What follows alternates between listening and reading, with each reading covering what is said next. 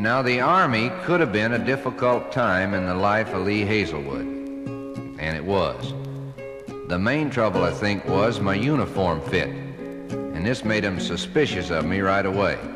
So, they put me in the 4th Armored Division Band and stationed me in Killeen, Texas at Fort Hood. Now, one visit to Killeen, Texas, and you'll know right away that nature has a sense of humor. Well, anyway, I spent 18 months in Fort Hood playing my drum, and this nice lieutenant, who spit a lot whenever he talked, give me some stripes to go on the arm of my khaki shirts that fit so good. And then all of a sudden one day they fired me.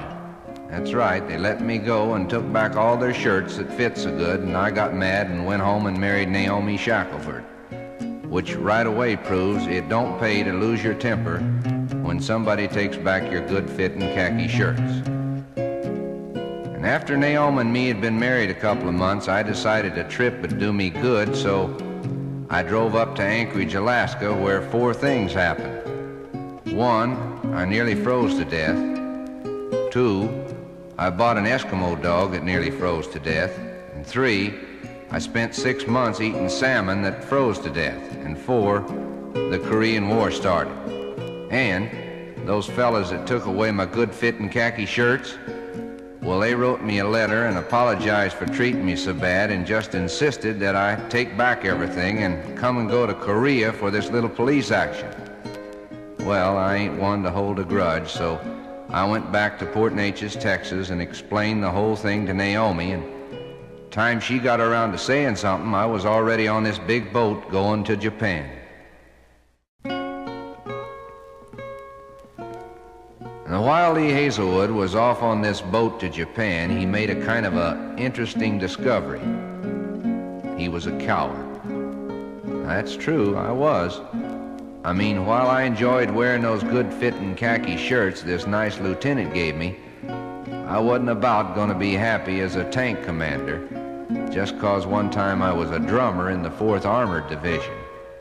So we all sat down and had a long talk one evening.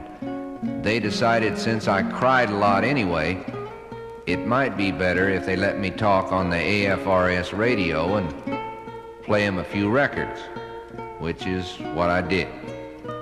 But later on, they sat down and had another talk about me and decided it wasn't fair for me not to get a chance to see some of Korea. So they took me one night, and I went and spent, 8 months just seeing Korea, which looked a lot like Killeen, Texas, except the people had shifty eyes. Now, while I was off in Korea defending you people back home, my little old wife Naomi was working and saving money, which made it possible for me to loaf a few weeks when I got back, which is what I did. And then one day we got in our little Hupmobile and drove out to California and got an apartment in Pasadena, which was a mistake right there. Well, anyway, I started the radio announcer school, which is easy to tell didn't take. And Naomi, for the first time in her life, had some spare time, so she got pregnant. Well, they let me out of school, and I got a job at a radio station, KCKY in Coolidge, Arizona, and Naomi had a baby named Debbie.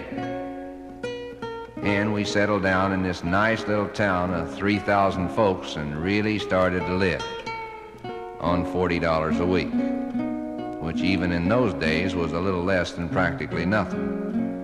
And then one week, Naomi went home to see her mama, and I got fired, and another radio station in Phoenix heard I worked cheap, so they hired me right away. And Naomi was so happy that she gave birth to a son named Mark. And I've done my best to keep her unhappy ever since. Now, while Lee Hazlewood was working as a disc jockey in Phoenix, he started producing records for the fun of it. And it was for the fun of it, too, 'cause most people laughed. But a few of these records got to be hits and made gobs of money for the record company and the artists, and, well, things were going good. Naomi and Debbie and Mark and me, well, we ate twice a day even if we weren't hungry. And then this big record company in Hollywood heard I worked cheap, so they offered me a job producing records for them. So we moved back to California. The folks at this big record company let me loaf about a year for them, and then they told me it might be better if I went into business for myself, which is what I did and have been ever since. And now, instead of making records with other people all the time, I decided to make one with me. The first one is an album, Trouble is a Lonesome Town.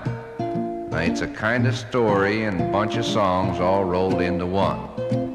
And the Mercury record folks paid me a lot more than a little bit of money to make this album for them. They don't know about me working cheap. Now, they got this album on sale everywhere. So next time you're in a feed store, just walk right up to the man and say, "I want 100 pounds of fertilizer and a copy of Trouble is a Lonesome Town by Lee Hazlewood on Mercury Records." And one or the other, neighbor, is bound to make your grass grow.